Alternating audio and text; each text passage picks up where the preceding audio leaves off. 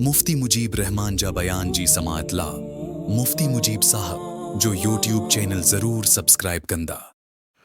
बिस्मिल्लाहिर्रहमानिर्रहीम अल्हम्दुलिल्लाहि रब्बिल आलमीन वलाकिबतु लिल मुत्तकीन वस्सलातु वस्सलामु अला अशरफिल अंबिया'i वल मुरसलीन व अला आलिहि व सहबिहि अजमाइन इला यौमिद्दीन। फ़अऊज़ु बिल्लाहि मिनश शैतानिर रजीम बिस्मिल्लाहिर रहमानिर रहीम। व क़ाल अल्लाहु तआला व नुनज़्ज़िलु मिनल क़ुरआनि मा हुवा शिफ़ाअun व रहमतुल लिल मुअमिनीन व ला यज़ीदुज़्ज़ालिमीन इल्ला ख़सारा। व क़ाल अल्लाहु तआला फ़ी मक़ामिन आख़र व बिलहक़्क़ि अंज़लनाहु व बिलहक़्क़ि नज़ल व मा अरसलनाका इल्ला मुबश्शिरन व नज़ीरा।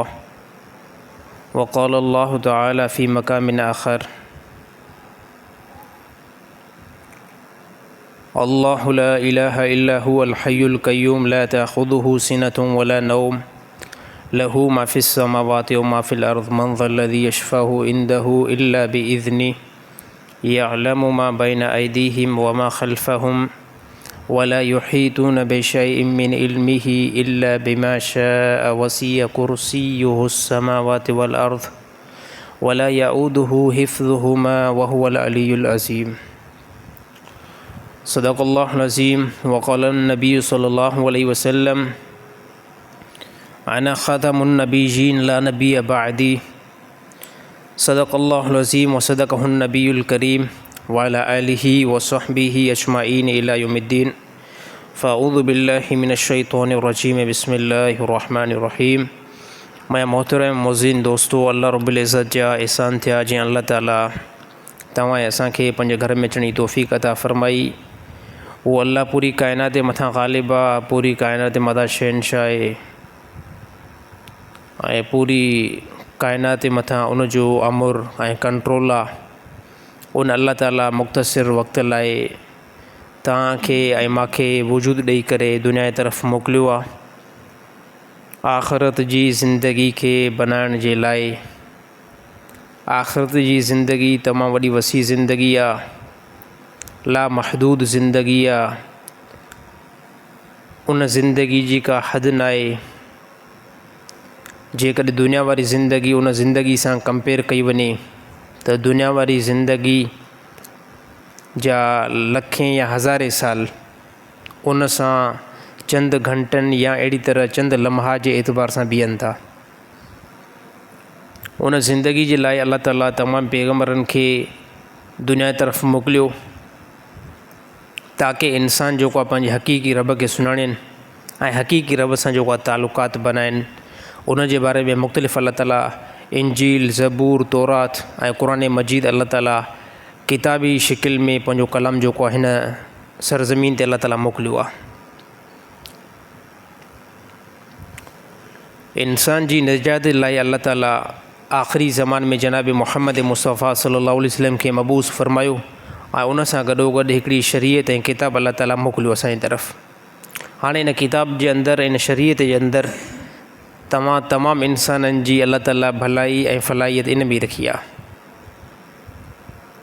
त असां क़ुरान हकीम खे जेतिरो मज़बूती सां पकड़ींदासीं, अल्लाह ताला आख़िरत जा मामला ऐं आख़िरत जा मरहला ऐं मंज़र अल्लाह ताला ओतिरा ई आसान बनाईंदो। छाजे करे मौत खां बाद में तमामु वॾियूं हिकु ज़िंदगी शुरू थियण वारी आहे ऐं तमामु वॾो सफ़र जेको आहे इंसान जो शुरू थियण वारो आहे। मौत सां इंसान ख़तमु नाहे थींदो, मौत इंसान खे ख़तमु नाहे कंदो, बल्कि मौत उन शइ जो नालो आहे याने हिकिड़े आलम खां निकिरी करे ॿिए आलम जे तरफ़ वञण खे मौत चइबो आहे। इंसान कॾहिं बि ख़तमु नाहे थींदो। असां हिकु कोई इंसान दुनिया छॾे वञे उनखे असां मौत बि चवंदा आहियूं, ॿिए नंबर ते असां वरी उनखे इंतकाल बि चवंदा आहियूं। असां इंतकाल इन बेस ते चवंदा आहियूं। इंतकाल जी माना जेकी थिए थी उहा इहा ई थी बीहे त मुंतकिल थियणु, यानी हिकिड़ी जॻह खां निकिरी करे ॿी जॻह ते वञी करे पहुचणु। इंसान जेको इंतकाल कंदो आहे उहो बि यकीन तौर ते हिकिड़ी आलम खे, हिकिड़ी दुनिया खे छॾे करे ॿिए आलम जे तरफ़ वेंदो आहे। हे असां मुस्लमाननि जो ईमान आहे, यकीन आहे त मौत खां बाद में ज़िंदगी आहे, असुली ज़िंदगी आहे। अल्लाह ताला ॿिनि मख़लूक़ात खे बिल्कुलु ख़तमु न कंदो, हिकु जिन्नात खे ॿियो इंसाननि खे। इहे क़ाइमु दाइम आहिनि ऐं इन्हनि खे अल्लाह ताला हमेशह जे लाइ वजूद ॾेई करे दुनिया तरफ़ मोकिलियो आहे ऐं आख़िरत में बि हमेशह रहंदा। बाक़ी इन खां अलावा जेकी ॿी का मख़लूक़ात असांखे नज़र अचे थी, जंहिंमें कुतो ॿिलो या अहिड़ी तरह जीत परिंदा पखी हे जेके आहिनि, पोइ इन्हनि खे अल्लाह ताला ख़तमु करे छॾींदो। पोइ मुमकिन अल्लाह ताला जन्नत में कंहिं परिंदनि ऐं कंहिं मख़लूक़ात खे अल्लाह ताला वजूद ॾिए त ॾेई सघे थो। बहरहाल तमामु जेको आहे इस्लाम जो ख़ुलासो ऐं शरीयत जो ख़ुलासो इहो बीहे थो त अल्लाह ताला बका जेकी ॾींदो उहो ॿिनि मख़लूक़ात खे, हिकु इंसान खे ॿियो जिन्नात खे।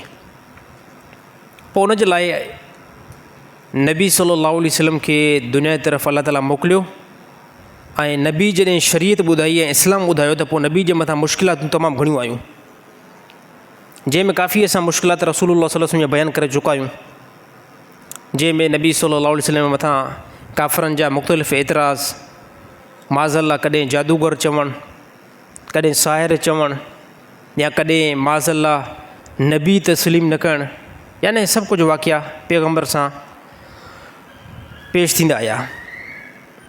हिकिड़ो वाक़ियो जेको नबी सल्लल्लाहु अलैहि वसल्लम खे इंतिहाई ॾुखियो लॻो ऐं इंतिहाई नबी सल्लल्लाहु अलैहि वसल्लम खे उन वाक़े खां बाद में तकलीफ़ पहुती, उहो वाक़ियो इफ़्क वारो हुयो।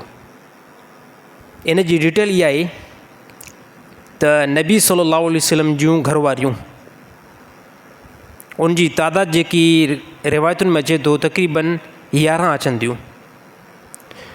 पोइ नबी सल्लल्लाहु अलैहि वसल्लम जी तमामु घरवारनि मां जेकी नंढी घरवारी, उहा हज़रत आयशा रज़ी अल्लाह ताला अन्हा आई। नबी सल्लल्लाहु अलैहि वसल्लम खे वॾी तकलीफ़ हिते पहुती त नबी सल्लल्लाहु अलैहि वसल्लम हिकु सफ़र खां मोटी अचनि पिया। उन सफ़र में तमामु वॾा सहाबा बि साण हुया, नबी सल्लल्लाहु अलैहि वसल्लम पाण बि हुया। नबी सल्लल्लाहु अलैहि वसल्लम सां गॾु हज़रत आयशा रज़ी अल्लाह ताला अन्हा बि हुई। पोइ औरतुनि जे लाइ हाणे इन टाइम पर्दे जो हुकुम थी चुको आहे, इन खां पहिरियां पर्दे जो हुकुम न हुयो, इन टाइम पर्दे जो हुकुम थी चुको आहे। त पोइ औरतुनि खे सहाबा मख़सूस हिकु कजावे जे अंदरि रखंदा हुया, यानी हिकिड़ी सवारी थींदी, उहा सवारी हिन टाइम असांखे नज़र शायदि नथी अचे। उन सवारी खे 4 ॼणा जेको आहे इंसान खणंदा आहिनि, मर्द खणंदा आहिनि ऐं चइनि तरफ़ां उनखे लकिड़ा हूंदा आहिनि। विच में अंदरि हिकिड़ी वेहण जी सीट थींदी आहे जेकी चौधारी बंदि हूंदी आहे। त उन ज़माने में औरतुनि खे पर्दे में रखणु ऐं अहिड़ी तरह उन औरतुनि जी सवारी रसूलुल्लाह सल्लल्लाहु अलैहि वसल्लम इहा मुंतख़िब कराई। 4 जेको आहे मुख़्तलिफ़ सहाबा उनखे खणनि पिया ऐं उन में हज़रत आयशा रज़ी अल्लाह ताला अन्हा अंदरि हुई ऐं चौधारी उहो बंदि हुयो। पोइ नबी सल्लल्लाहु अलैहि वसल्लम हिकु सफ़र खां जीअं जो मोटी आया, हिकिड़े मक़ाम ते नबी सल्लल्लाहु अलैहि वसल्लम बीठा। जीअं जो बीठा, इन खां बाद में बीठा इन एतबार सां त हर को बंदो पंहिंजी ज़रूरत खे पूरो करे। पोइ सहाबा बि उन जेको कजावे खे रखे करे, यानी हिकु सवारी उनखे रखे करे ऐं सहाबा जेको आहे परे हलिया विया। हज़रत आयशा रज़ी अल्लाह ताला अन्हा उतां निकिती ऐं क़ज़ाए हाजत लाइ ॿाहिरि निकिरी वई। रेगिस्तान पूरो इलाइक़ो हुयो, निकिरी वई। पोइ हज़रत आयशा रज़ी अल्लाह ताला अन्हा जॾहिं उतां निकिरी वई ऐं वापसी ते जॾहिं अचे पई, त पोइ हज़रत आयशा रज़ी अल्लाह ताला अन्हा जी मुंडी जेको आहे गुम थी वई। मुंडी जीअं गुम थी वई त हज़रत आयशा रज़ी अल्लाह ताला अन्हा उन मुंडी खे काफ़ी टाइम ॻोल्हींदी रही। नेठि बाद में उहा जेकी मुंडी मिली बि वई। पोइ छा थियो, नबी सल्लल्लाहु अलैहि वसल्लम जेको क़ाफ़िलो हुयो, सहाबा जंहिं क़ाफ़िले खे, जंहिं सवारी हज़रत आयशा रज़ी अल्लाह ताला अन्हा जी हुई, उनखे सहाबा खणी करे ऐं सफ़र जेको आहे पंहिंजो रवानो कयो। हज़रत आयशा रज़ी अल्लाह ताला अन्हा त पोइ रहिजी वई। हाणे रही कहिड़े एतबार सां, उहो इन एतबार सां त जेकी सवारी हज़रत आयशा रज़ी अल्लाह ताला अन्हा जी हुई, अम्मा आयशा रज़ी अल्लाह ताला अन्हा जी इन टाइम उमिरि इंतिहाई नंढी हुई ऐं कद काठ में इंतिहाई घटि हुई। सहाबा जीअं जो उन सवारी खे खयो, सहाबा खे महसूस ई न थियो त हिन जे अंदरि हज़रत आयशा रज़ी अल्लाह ताला वेठी आहे या न वेठी आहे। सहाबिन खे इहो यकीन हुयो त अंदरि यकीन तौर ते वेठी आहे। पोइ वञी करे इहे सहाबा मदीने में पहुता। नबी सल्लल्लाहु अलैहि वसल्लम मजमो बि वञी करे मदीने में पहुतो। हज़रत आयशा रज़ी अल्लाह ताला अन्हा जीअं जो उन मक़ाम ते मोटी ॾिठईं त न को सवारी आहे, न ई को क़ाफ़िलो आहे। यकीन थी वियो त क़ाफ़िलो निकिरी वियो, क़ाफ़िलो निकिरी चुको आहे। पोइ नबी सल्लल्लाहु अलैहि वसल्लम हिकिड़ो सहाबी मुक़ररु कयो हुयो जेको साहबी इन काफ़िले जे इंतिहाई पोयां हलंदो ईंदो उनजो कमु इहो हुयो त इन काफ़िले मां जेकॾहिं अगरि का शइ किरी थी पए, को थांव किरी थो पए, को लटो किरी थो पए, का सवारी जो सामान किरी थो पए, उहो साहबी पोइ सभिनी खां पोयां पोयां ईंदो हुयो, उन सामान खे खणी करे उन साहबिन खे ईंदो त बाबा हे सामान कंहिंजो आहे। इहो साहबी जंहिंजो आयो उन साहबी जो नालो सफ़ान बिन मुअत्तल। इहो साहबी जंहिंजो आयो ॾिठईं त हज़रत आयशा रज़ियल्लाहु ताला अन्हा रेगिस्तान इलाइक़े में सुती पई आहे, छो त काफ़िलो जॾहिं निकिरी वियो इन खां बाद में हज़रत आयशा रज़ियल्लाहु ताला अन्हा रेगिस्तान इलाइक़े में वेठी त पोइ निंड अची वई। पोइ सफ़ान बिन मुअत्तल परे खां वॾो हिकिड़ो आवाज़ु ॾिनो, इन्ना लिल्लाहि व इन्ना इलैहि राजिऊन। तमामु वॾी आवाज़ सां सफ़ान बिन मुअत्तल ईअं सम्झो त हज़रत आयशा रज़ियल्लाहु ताला अन्हा जो शायदि मुमकिन आहे को इंतकाल थी वियो हुजे, हे सॼे काफ़िलो या काफ़िलो हिन खे किराए करे हलियो वियो हुजे। इन जे लाइ सफ़ान बिन मुअत्तल वॾो हिकिड़ो आवाज़ु ॾिनो, इन्ना लिल्लाहि व इन्ना इलैहि राजिऊन। त हज़रत आयशा रज़ियल्लाहु ताला अन्हा इन आवाज़ खे जॾहिं ॿुधो ऐं हज़रत आयशा रज़ियल्लाहु ताला उथी बीठी ऐं पाण खे जेको आहे हिजाब खां ऐं पर्दे सां पाण खे वेड़े करे हिकिड़ी साइड ते थी करे बीठी। पोइ हज़रत आयशा रज़ियल्लाहु ताला अन्हा फरमायो, अल्लाह जो कसम खणां थी सफ़ान बिन मुअत्तल जहिड़ो शरीफ़ मर्द ऐं हयादार साहबी तमामु साहबा ॾिठासीं, पर इन जे अंदरि जेके अलाह ताला ख़ुशूस रखी आहे शायदि ॿिए कंहिंजे अंदरि एतिरी न हुजे। इहो इन्ना लिल्लाहि व इन्ना इलैहि राजिऊन चई करे पोइ इहो साहबी वञी करे परे बीठो ऐं उठ ते जेको आहे उठ की सवारी खे मुंहिंजे क़रीब बीहारियईं, पाण हलियो वियो। ऐं पोइ मां उठ ते वेठमि ऐं इहो सफ़रु हलंदो रहियो हलंदो रहियो हलंदो रहियो, वञी करे मदीने पहुची वियासीं। मदीने में जीअं जो पहुची वियासीं नेठ रसूलुल्लाह सल्लल्लाहु अलैहि वसल्लम पुछा कयो त आयशा रज़ियल्लाहु ताला अन्हा छाजे करे रहिजी वियो, ॿुधायोसीं या रसूल उते कज़े हाजत लाइ निकिती हुयमि ऐं तव्हांजो काफ़िलो निकिरी वियो, फलाणी मुंडी गुम थी वई हुई। नबी सल्लल्लाहु अलैहि वसल्लम फरमायो ठीकु आहे, कोई मसइलो न आहे। सफ़ान बिन मुअत्तल सां बाद में हज़रत आयशा रज़ियल्लाहु ताला बयानु कयो, सफ़ान बिन मुअत्तल जी सवारी अची बि उन सां वापसी अची करे हिते घर पहुती आया, मामिलो हिते ख़तमु हुयो। ॾिसो नबी सल्लल्लाहु अलैहि वसल्लम खे इस्लाम जे लाइ कुफ़ार केतिरी तकलीफ़ ॾिनी, हाणे इहा ॻाल्हि मुआशरे जे अंदरि मशहूरु थी वई। माज़अल्लाह अस्तग़फिरुल्लाह, मुनाफ़िक़नि इन ॻाल्हि खे उरूज ते आंदो त सफ़ान बिन मुअत्तल जो हज़रत आयशा रज़ियल्लाहु ताला अन्हा सां कोई न कोई तालुक़ात हुयो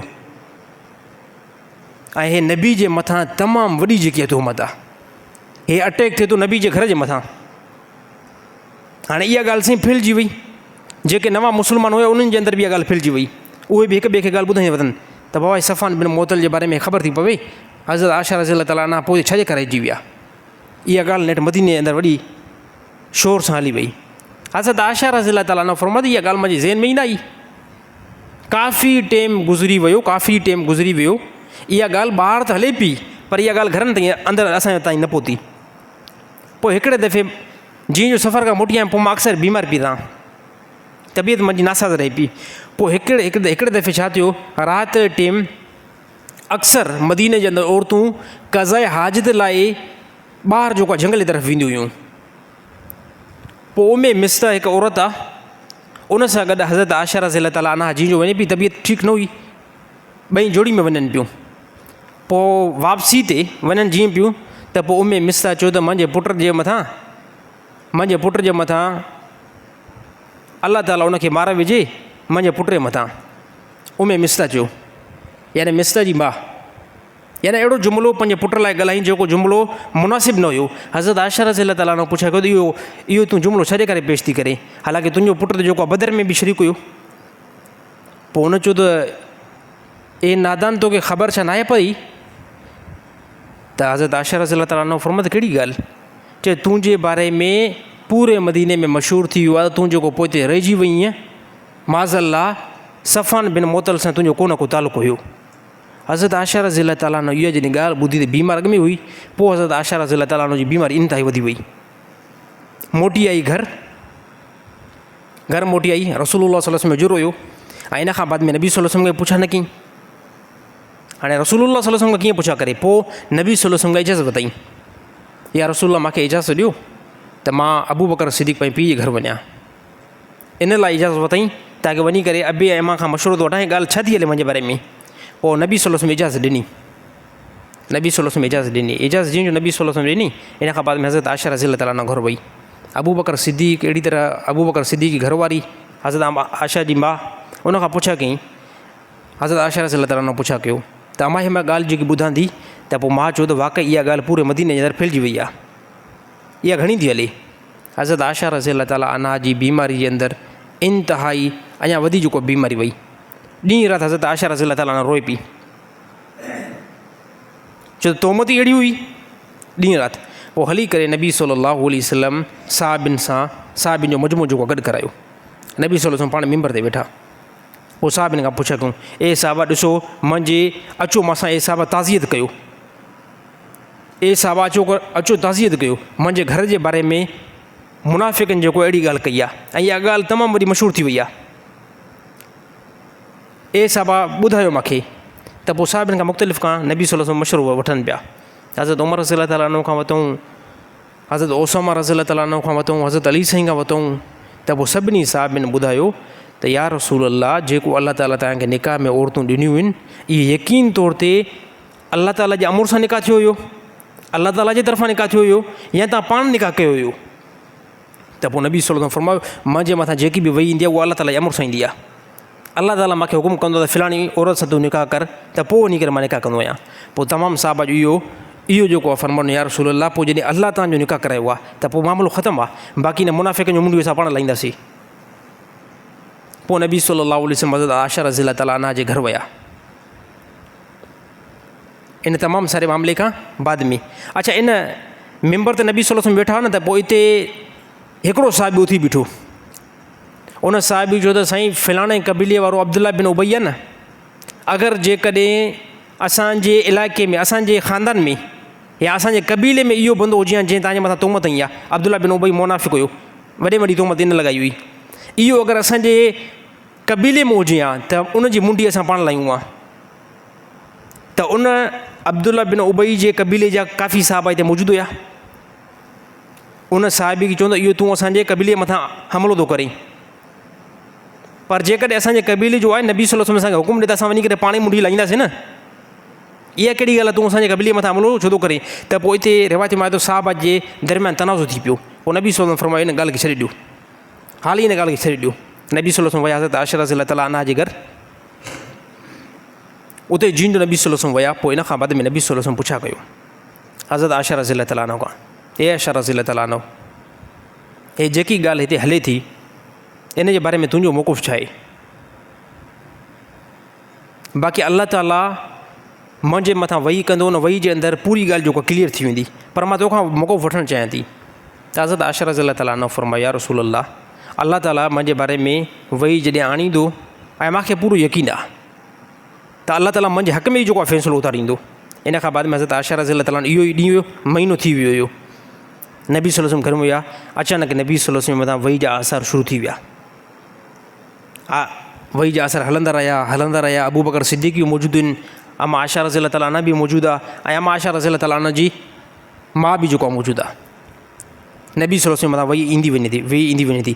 जॾहिं वही पूरी कंप्लीट थी वई, पोइ नबी सल्लल्लाहु अलैहि वसल्लम मुबारक ॾिनी, ए आयशा रज़ी अल्लाह ताला अन्हा, तोखे मुबारक हुजे, अल्लाह ताला तुंहिंजे बारे में पूरी जेको आहे वॾी हिकिड़ी आयत फ़ज़ीलत में ऐं तुंहिंजे शान में बयानु कई आहे त तूं बिल्कुलु पाक आहे, बाक़ी हे मुनाफ़िक़नि जो मथां इल्ज़ाम आहे। हाणे इन ॻाल्हि मां मालूम थिए थो, ॾिसो साहिब शरीयत आहिनि, रसूल जी ज़ात, नबी सल्लल्लाहु अलैहि वसल्लम अफ़ज़ल तरीन शख़्सियत आहिनि हिन दुनिया जे अंदरि, पर काफ़र पोइ बि न मुड़िया। ॾिसो कहिड़ियूं कहिड़ियूं तदबीरूं ठाहियूं, कंहिं जॻह ते माज़अल्लाह पैगम्बर तस्लीम न कयूं,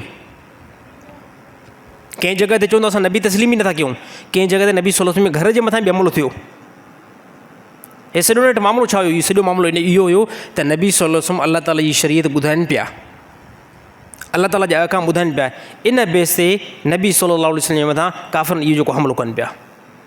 त दुनिया में कोई बि अहिड़ो पैगम्बर न आयो आहे, दुनिया में कोई बि अहिड़ो पैगम्बर न आयो आहे जंहिं पैगम्बर जे मथां ज़्यादा में ज़्यादा तकलीफ़ न आई हुजे। हर पैगम्बर जे मथां तकलीफ़ आई आहे।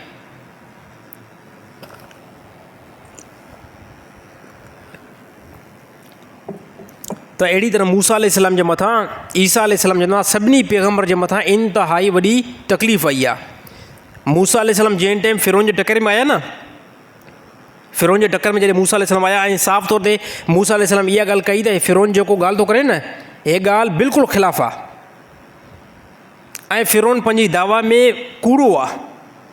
त पोइ फ़िरौन जेको आहे ऐलान करे छॾियो, जिते बि मूसा अलैहिस्सलाम खे ॾिसो त उते मूसा अलैहिस्सलाम खे छॾियो ई न। नेठ मूसा अलैहिस्सलाम तक़रीबन 10-11 साल इन इलाइक़े खां निकिरी करे ॿिए हंधि जेको मूसा अलैहिस्सलाम रहणु शुरू कयो। यानी कोई बि हिन सरज़मीन ते अहिड़ो पैगम्बर न आयो आहे जंहिं पैगम्बरनि जे मथां उन इंसाननि ज़ुल्म ऐं सितम न कयो हुजे। त शरीयत जेकी ईंदी आहे उहा इंतिहाई तकलीफ़ सां जेको उम्मत ताईं पहुचंदी आहे। त हिन टाइम अलाह ताला जे नज़दीक सभिनी खां जेके महबूब आहिनि, जंहिंजे मथां अलाह ताला वॾो वज़न रखियो आहे न, उहे केरु आहिनि? उहे नबी आहिनि। नबियुनि खां वधीक कंहिंजे मथां कोई बि तकलीफ़ न ईंदी आहे। असां जेकी नमाज़ पढ़ूं था, हे इंतिहाई नमाज़ जेको आहे आसानु आहे। हिन खे असां मुश्किल पाण बनायो नथा पढ़ूं, क़ुर असां नथा पढ़ूं, त हिन खे मुश्किल असां पाण बनायो आहे। बाक़ी अलाह ताला जेके असांजी तरफ़ अहकाम जारी कया आहिनि, उहे अहकाम इंतिहाई आसानु आहिनि। त शरीयत खे जंहिं टाइम असां वठंदासीं त शरीयत असांखे जेको आहे फलाहियत तरफ़ पहुचाईंदी। इस्लाम उहो मज़हब आहे जंहिं मर्दनि खे हुकूक त ॿुधाया, पर अहिड़ी तरह औरतुनि खे बि हुकूक ॿुधाया। नबी सल्लल्लाहु अलैहि वसल्लम फरमायो औरतुनि जे बारे में, अलाह जे नबी फरमायो औरतूं सिर्फ़ु 3 कम कनि, औरतूं सिर्फ़ु 3 कम कनि त अलाह ताला उन्हनि जे मथां जन्नत खे वाजिबु करे छॾींदो आहे। सिर्फ़ु 3 कम। नबी सल्लल्लाहु अलैहि वसल्लम फरमायो सभ खां पहिरियां इहा औरत 5 वक़्त नमाज़ पढ़ण जी पाबंदी इख़्तियार करे। औरत आहे 5 वक़्त नमाज़ पढ़े थी, नमाज़ जी पाबंदी करे थी। नबी सल्लल्लाहु अलैहि वसल्लम फरमायो 1 नंबर ते इहो कमु करे 5 वक़्त नमाज़ पढ़े। 2 नंबर ते नबी सल्लल्लाहु अलैहि वसल्लम फरमायो पंहिंजी इज़त ऐं नामूस जी हिफ़ाज़त करे। यानी मां मालूम थिए थो गंदगी तरफ़ माइल न थिए। अलाह ताला जेको हक़ ॾिनो आहे न मुड़ुसु, इन खां अलावा ॿिए कंहिंजे तरफ़ माइल थियण जी कोशिशि बि न करे। ऐं 3 नंबर ते नबी सल्लल्लाहु अलैहि वसल्लम फरमायो मुड़ुस जी इताअत करे।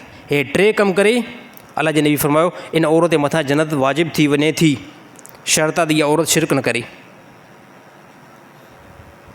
ॾिसो इस्लाम जेको आहे न, मर्दनि जे मथां इस्लाम जा अहकाम ज़्यादा आहिनि। मर्दनि जे मथां इस्लाम जा चंद अहकाम ज़्यादा आहिनि। औरतुनि जे मथां इस्लाम जा अहकाम आहिनि त सही, पर बनिस्बत मर्दनि खां घटि आहिनि।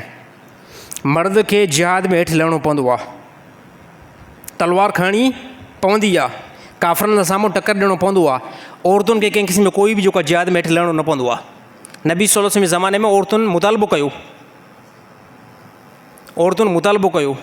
हिकु औरत आई नबी सल्लल्लाहु अलैहि वसल्लम वटि, उन चयो या रसूल अल्लाह, मर्द त असां खां नेकी में इंतिहाई मथे चढ़ी विया। या रसूल अल्लाह, मर्द असां खां नेकी में इंतिहाई मथे चढ़ी विया। नबी सल्लल्लाहु अलैहि वसल्लम फरमायो कीअं? या रसूल अल्लाह, इहे मर्द कमाई कनि, ज़कात बि ॾियनि था, सदको बि कनि था, जिहाद में बि हलनि था, जिहाद में बि हलनि था। यानी असां औरतूं न जिहाद में हली सघूं, न असां वटि ज़्यादा रक़म असां ज़कात करे सघूं, न असां ज़्यादा सदको करे सघूं, त क़यामत ते इहे मर्द असांखे मथे नेकी में चढ़ी वेंदा। पोइ नबी सल्लल्लाहु अलैहि वसल्लम फरमायो अलाह ताला तव्हांजे मथां चंद हिकिड़ा अहकाम रखिया आहिनि। तव्हां मुड़ुसनि जी इताअत कयो, घरनि में महदूद रहो, हिजाब कयो, पर्दो कयो। मर्द जेतिरी बि ॿाहिरि नेकी कनि था, अलाह ताला उहा नेकी तव्हांखे बि ॾींदो, ओतिरी नेकी अलाह ताला तव्हांखे बि यकीन तौरु ॾींदो। त हिन टाइम ॾिसो केतिरा मर्द आया आहिनि नमाज़ ते। त असांजी हर हिकु इबादत में औरतुनि जो हिसो आहे, असांजी हर हिकु इबादत में औरतुनि जो हिसो आहे। त हिन टाइम जेके असांजा कपिड़ा पातल आहिनि, नेठि लाज़मी असांजी घरवारियुनि धोता आहिनि, मथे ते मूंखे पगड़ी आहे, नेठि कीअं धोती आहे? घरवारी धोती आहे न। त हे जेके बि असांजी ख़िदमत में कपिड़ा, हाणे मुंहिंजी घरवारी मुंहिंजा ड्रेस धोती, उनखे इस्त्री कई, ऐं मां उन ई ड्रेस सां आयो, मां हिते नमाज़ पढ़ायमि, त मुंहिंजे पोयां केतिरा माण्हू नमाज़ पढ़नि? 500 खनि त पढ़ंदा हूंदा न। त उहे 500 नमाज़ जो अजुर मूंखे त मिलंदो, पर मां सां गॾोगॾु घरवारी खे बि अजुर मिलंदो। ऐं तव्हां जेकी नमाज़ पढ़ो तव्हांजो अजुर बि घरवारी खे लाज़मी मिलंदो। त असांजी इबादत में असांजूं औरतूं, असांजूं घरवारियूं असांजी इबादत में उहे शिरकत में लाज़मी आहिनि। अलाह ताला चंद जेको उनजे मथां अहकाम जेको सिर्फ़ु जारी करे छॾिया आहिनि। अहिड़ी तरह नबी सल्लल्लाहु अलैहि वसल्लम फरमायो त औरतूं जेको ज़ुल्म कंदियूं, उहो ज़ुल्म अलाह ताला कंहिं क़िस्म जो कोई बि बर्दाश्त न कंदो। औरतुनि जो जेको ज़हन आहे, ॾिसो मर्द हिकिड़ो मामलो आहे, तलाक जो मामलो आहे। तलाक जो मामलो ॾिसो अलाह ताला मर्दनि जे कंट्रोल में छो रखियो? अलाह ताला औरतुनि जे हवाले बि करे आहे न तलाक जो मामलो। ॾिसो हिते अलाह ताला हकीम, अलाह ताला खे पूरी काइनात जो इल्मु आहे। अलाह ताला इहो मालूम कयो त जेकॾहिं अगरि तलाक जो मामिलो औरतुनि जे हवाले वेंदो, त पोइ दुनिया में सभु जेको औरतूं तलाक वठी करे फ़ारिग थी वेठियूं हूंदियूं। ऐं औरत में बर्दाश्त जेकी आहे न इंतिहाई घटि आहे। मर्द केतिरो बि जज़्बाती हुजे, केतिरो बि उनजी खोपड़ी गरम हुजे, पर जेतिरी खोपड़ी औरत जी गरम हूंदी आहे न एतिरी मर्द जी न हूंदी आहे बिल्कुलु। त औरतूं जज़्बात खां ज़्यादा जेको कमु वठंदियूं आहिनि। नबी सल्लल्लाहु अलैहि वसल्लम फरमाया बनी इसराइल में हिकिड़ी औरत हुई, इंतिहाई वॾी इबादत गुज़ार हुई, इंतिहाई ज़्यादा इबादत गुज़ार हुई। उनखे पंहिंजी इबादत ते तमामु घणो नाज़ हुयो। हिकिड़े दफ़े उन छा कयो, नबी सल्लल्लाहु अलैहि वसल्लम फरमाया उन हिकिड़े कुते खे ॿधी छॾियो। कुते खे या ॿिली जो ज़िक्र आहे, कुते या ॿिली खे ॿधी छॾियो ऐं उहा ॿिली या कुतो उते उन जी शिदत खां उते ई मरी वियो। त अल्लाह ताला उन जे बारे में जनम जो फ़ैसिलो करे छॾियो। ऐं ॿी नबी सल्लल्लाहु अलैहि वसल्लम फरमाया हिकु बदकार, वॾी बदकार औरत हुई, इंतिहाई बदकार औरत हुई। उन छा कयो त हिकु ॿिली जे बचे खे पाणी सिर्फ़ु पीआरियो, अल्लाह ताला उनजी इन ते जेको आहे मग़फ़िरत करे छॾी। त अल्लाह जॾहिं माफ़ु कंदो आहे न, अल्लाह ताला कंहिंखां बि न आहे पुछा कंदो। असांजो जेको तालुक़ु आहे, हर हिकु इंसान जो जेको तालुक़ु आहे, उहो तालुक़ु असांजो अल्लाह सां आहे। अल्लाह कंहिं बदकार बंदे खे, कंहिं शराबी बंदे खे, कंहिं कातिल बंदे खे, कहिड़े बि बंदे खे जेकॾहिं अल्लाह ताला माफ़ु कंदो न, त अल्लाह ताला कंहिंखां बि न पुछा कंदो। अल्लाह ताला मूंखां बि पुछा न कंदो, न ई अल्लाह ताला कंहिं नबी खां पुछा कंदो। छो त अहिड़ा वाक़िया बनी इसराइल में तमामु घणा आया आहिनि। सभनि जी तइदाद में अहिड़ा वाक़िया आया आहिनि जो बंदो इंतिहाई गुनाहगार, इंतिहाई ज़्यादा गुनाहगार, अल्लाह ताला जी रहमत खे जॾहिं जोश आयो न, अल्लाह ताला सभु गुनाह उहे माफ़ु करे छॾिया। पर मामिलो इंसाननि सां बहितर हुजे। नबी सल्लल्लाहु अलैहि वसल्लम फरमायो ख़ैरुन्नास मन यनफ़उन्नास, ख़ैरुन्नास मन यनफ़उन्नास। अल्लाह जे नबी फरमायो माण्हुनि में सभिनी खां भले में भलो माण्हू उहो आहे जेको माण्हुनि खे नफ़ो ॾींदो हुजे।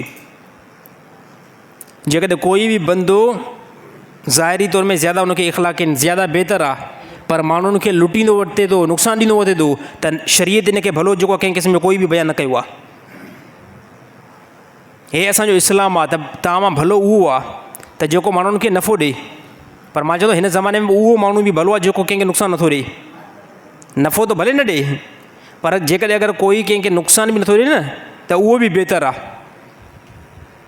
त इहा हदीस जेकी हिकिड़ी अगरि असांखे सम्झ में अची वञे न रसूलुल्लाह सल्लल्लाहु अलैहि वसल्लम जी, त इहा ई असांखे फलाहीअ ते पहुचाइण जे लाइ इंतिहाई काफ़ी आहे। अॼुकल्ह केॾो जेको आहे धोखो लॻो पियो आहे।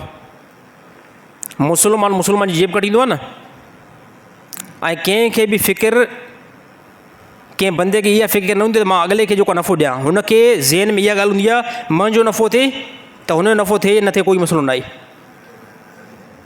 हालांकि मुस्लमान जी इहा सोच न हूंदी आहे। मुस्लमान जी सोच, ईमान वारे जी सोच इहा ई हूंदी आहे त जीअं मूंखे फ़ाइदो थिए, अल्लाह ताला मुंहिंजे मुस्लमान खे बि इहो ई फ़ाइदो ॾिए। अल्लाह ताला अहिड़ो यकीन तव्हां असांजो बनाए। इस्लाम में अमानत जो वॾो वैल्यू आहे, वाइदे जो वॾो वैल्यू आहे। मुस्लमान जो किथे अमानत तव्हांखे कोई मिली थी वञे न, उन अमानत जी इंतिहाई ज़्यादा ख़्यालु कंदा कयो। अमानत में ज़्यादा शयूं थियूं अचनि। अमानत में पैसो बि अचे थो, पैसे खां अलावा दुनिया जूं काफ़ी शयूं अची सघनि थियूं। अमानत मिली आहे न कंहिं बंदे नी आहे, उनखे ठीकु तरीक़े सां रखण जी कोशिशि कयो। वाइदो कयो आहे न, त वाइदे ते सचा लहो।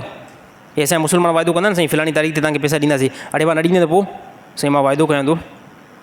मुस्लमान वाइदो कयां थो। अगरि जेकॾहिं हिन जी हक़ीक़ी नियत आहे त इन टाइम ते मां पैसा ॾींदुमि, पर पैसा न थी सघिया त हे गुनाहगार पोइ न थींदो। पर हिन बंदे जी खोपड़ी में इहा ॻाल्हि आहे त वाइदो करे पैसा हिनखे ॾींदुमि, पर हाली पैसा न ॾींदोमांसि, रड़ाए करे पैसा ॾींदोमांसि। हे वाइदे जी ख़िलाफ़ी आहे। ऐं नबी सल्लल्लाहु अलैहि वसल्लम सख़्तु हदीस बयानु कई आहे। नबी सल्लल्लाहु अलैहि वसल्लम सख़्तु हदीस बयानु कई आहे। अल्लाह जे नबी फरमायो उन बंदे जो ईमान ई न आहे, उन बंदे जो ईमान ई न आहे, उन बंदे जो ईमान ई न आहे जेको बंदो अमानतदार न आहे। ऐं उन बंदे जो कंहिं क़िस्म जो कोई बि दीन न आहे जेको वाइदो करे ऐं वाइदे खां बाद में फिरी वञे पंहिंजे खां। पोइ ज़माने में हिकिड़ो वाक़ियो आहे। हिकिड़ो बादशाह हुयो। उहो बादशाह पंहिंजे मजलिस में अक्सर आलमनि खे घुराईंदो हुयो, अक्सर अहले इल्म खे घुराईंदो हुयो। हिकिड़े आलिम खे घुराई, उनजी तक़रीर उनखे ॾाढी वणे पई। उनजी तक़रीर, उनजी स्पीच ॾाढी वणे पई। उनखे चवंदो रोज़ानो हाणे तूं मुंहिंजे तरफ़ ईंदो कर। त उहो आलिम नेक माण्हू हुयो, उहो रोज़ु वञे पियो। पोइ रोज़ु जीअं जो वञे पियो न, त रोज़ानो उनखे थैली हिकिड़ी भरियल ॾिए पियो। उनखे मथां रसी बि लॻल हुई ऐं उहा पैक थियल हुई। उनखे चइबो हिन में मुकमल दीनार आहिनि सोन जा या चांदी जा, हे तोखे मां हदियो थो ॾियां। रोज़ाना जी बेइज़ती। त अची करे साईं उहो आलिम हिकिड़े दफ़े न कई, पर हुन चयो साईं तव्हां वठंदा कयो, टेंशन छो था कयो। आलिम साईं हिकिड़े दफ़े ईअं वरिती, वरी ॿीहर बयान ते वियो, वरी ॿीहर वरितईं, टीहर वियो, वरी टीहर वरितईं। ईअं साईं मामिलो हलंदो रहे पियो, इहो मामिलो हलंदो रहे पियो। हलंदे हलंदे इन आलिम घटि में घटि इन खां जेके इहे थैलियूं वरितियूं न जंहिंमें सिका पियल हुया सोन जा या चांदी जा, घटि में घटि इहो 100 जी तादाद में इहे थैलियूं वठी चुको हुन खां। पोइ जॾहिं 100 ॾींहं बि गुज़रिया, इन खां बाद में ॿीहर जॾहिं आलिम वियो, पोइ हिन खे बादशाह इहा ॻाल्हि कई, यार हिकिड़ो मसइलो आहे शरीयत जो, इन मसइले खे जीअं मां तोखे ॿुधायां थो, इन मसइले खे ईअं जेको आहे नोट करिणो पवंदो तोखे।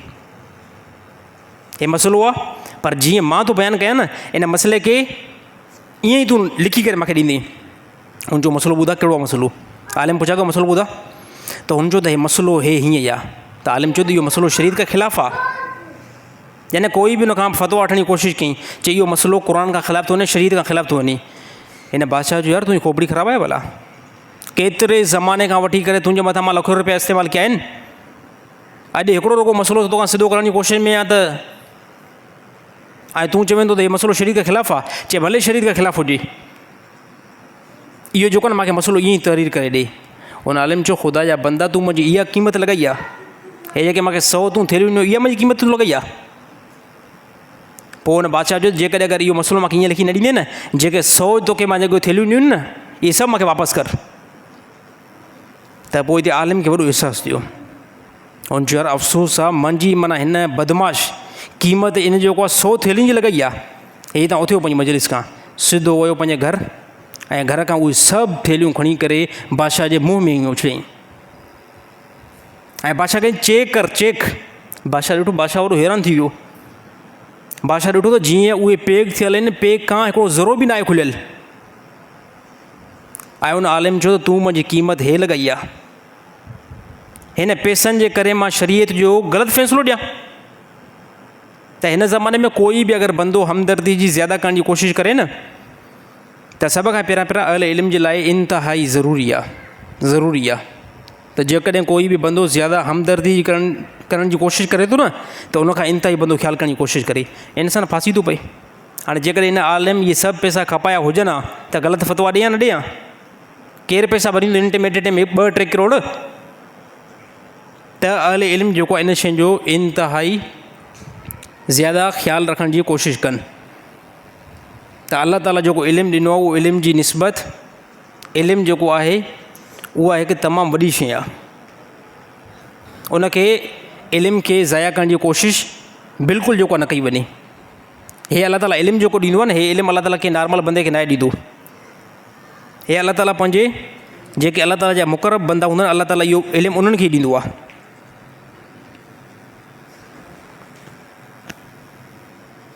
त मामलात जेको असांजा बहितर थी वञनि। अॼुकल्ह असांजा मामला बहितर न आहिनि। असां नमाज़ टाइम ते पढ़ूं था, नमाज़ मुंहिंजी टाइम ते आहे, रोज़ा मुंहिंजा टाइम ते आहिनि, ॾाढ़ी मूंखे ठीकु ठाकु रखियलु आहे, पगड़ी मूंखे ठीकु ठाकु पातल आहे, लिबास मुंहिंजो सॼो लिबास इस्लामी आहे, मां मामलात में वॾी मार थो खाई वञा। असां अक्सर ॾिसूं था, ॾिसो पब्लिक खे हिकिड़े पासे असां रखण जी कोशिशि कयूं। यकीन कयो दीनदारनि जा मामला ठीकु न आहिनि, ऐं जेके दीनदारनि जा मामला ठीकु न आहिनि न, हली करे सुभाणे असांजे दीन खे डैमेज ईंदो। हे माण्हू मुतनफ़िर थींदा, हे माण्हू बाद में इहा ॻाल्हि कंदा, ॾिसो हे मुला आहिनि, इन इहो कमु ईअं कयो आहे। त दीनदारनि खे मां ख़ासि तौर ते ॿाहूं जेको आहे हीअं ॿधां थो त महिरबानी करे पंहिंजा मामला बहितर करण जी कोशिशि कयो। तव्हांजे करे अलाह जो कसम इस्लाम जो ॿेड़ो गर्क थिए थो, इस्लाम जेको आहे बदनाम थिए थो। माण्हू इन में मुतमिन लॻा पिया हूंदा आहिनि, बसि असांजा मामला जेको आहे हीअं हुजनि, नमाज़ सां पढ़ूं था, नमाज़ सां मामला बहितर, नमाज़ त बहितर आहे, फ़र्ज़ु जेको अदा थी वेंदो, पर मामला जेके आहिनि त इंसान सां ॾेती लेती कयो था, उनमें इंतिहाई ज़्यादा ख़्यालु कयो। हज़रत उमर रज़ी अल्लाह ताला जो बयानु आहे, हज़रत उमर रज़ी अल्लाह ताला अक्सर ईअं फ़रमाईंदा हुया त कंहिं बंदे जो ज़्यादा बहितर क़ुर ॿुधी करे, ज़्यादा क़ुर उहो बहितर पढ़े थो, या बहितर बयानु करे थो, या बहितर इस्लामी लिबास आहे, चए कंहिं क़िस्म जो कोई बि धोखो न खाइजो तकड़ में, मथां यकीन करे वेही रहो। मतां यकीन करे वेही रहो त इहो 100% ठीकु आहे। कॾहिं कॾहिं ईअं हूंदो आहे इहो 100% ठीकु न हूंदो। कंहिं इंसान जे ठीकु हुजण जे लाइ छा करिणो पवंदो? ॿिए ॻाल्हि नोट करे ॿुधो, कंहिं इंसान जे ठीकु हुजण जे लाइ उन सां सफ़रु कयो, गॾु उन सां गॾु सफ़रु कयो, उनखे थोरो घणो कर्ज़ु ॾेई ॾिसो, उनखां थोरो घणो कर्ज़ु वठी ॾिसो। 3-4 ॾींहं 5 ॾींहं जॾहिं तव्हां उन सां मुसलसल हलंदव न, तव्हांखे उनजी क्वालिटी जी ऐं कैटेगरी जी बिल्कुलु ख़बर पइजी वेंदी। त बाद में उन सां वॾा मामला कयो। कंहिंखे ठीकु ठाक जेको आहे लिबास में जुबे कोबे में ॾिसी करे फौरी तौरु ईअं न चओ त साईं वठो जेको आहे किरोड़ मां तोखे ॾियण जे लाइ तयारु आहियां। सुभाणे अहिड़ी जेको आहे तोखे इहो चटी हणंदो न, तूं पिनंदो वठंदी। असां अखियुनि सां ॾिठासीं अहिड़ा माण्हू जेके हाई क्लास जा जेको तव्हां चओ त हे साईं ज़िंदगी में बि धोखो न कंदो, धोखो करे वियो साईं। पैसा खणी मार्केट में उड़ी वियो। अखियुनि सां ॾिठोसीं। मां त चवां पियो त यार हे त बुज़ुर्ग आहे, हे त वॾो सूफ़ी आहे।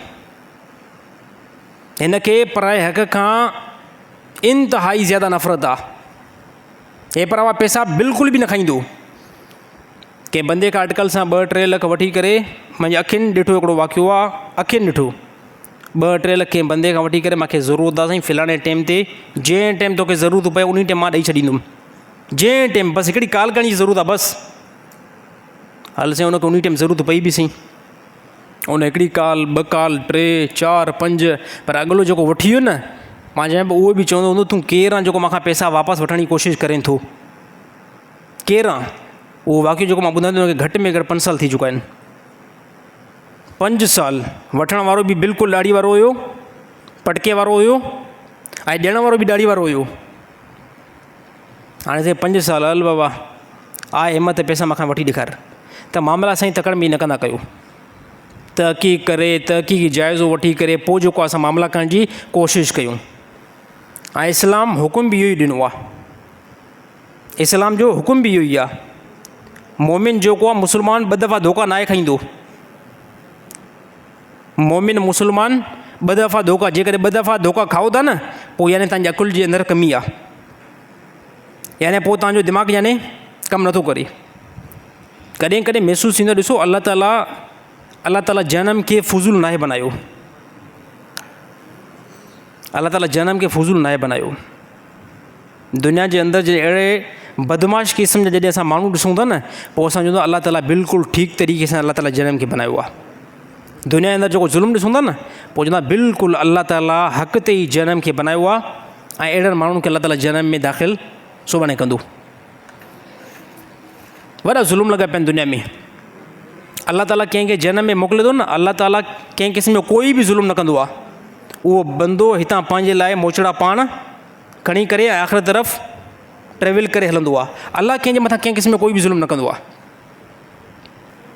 अल्लाह ताला हक़ सां जनम खे बनायो आहे ऐं जन्नत खे बनायो आहे। तव्हांजा मामला जंहिं टाइम बिगड़ी वेंदा, तव्हां अल्लाह ताला जी नाफ़रमानी जंहिं टाइम करणु शुरू कंदव, सरकशी करणु शुरू कंदव, त पोइ अल्लाह ताला तव्हांजे हालात खे बिगाड़े छॾींदो। अल्लाह ताला आख़िरत वारी जेकी मंज़िल आहे न, उनखे अल्लाह ताला इंतिहाई मुश्किल बणाए छॾींदो।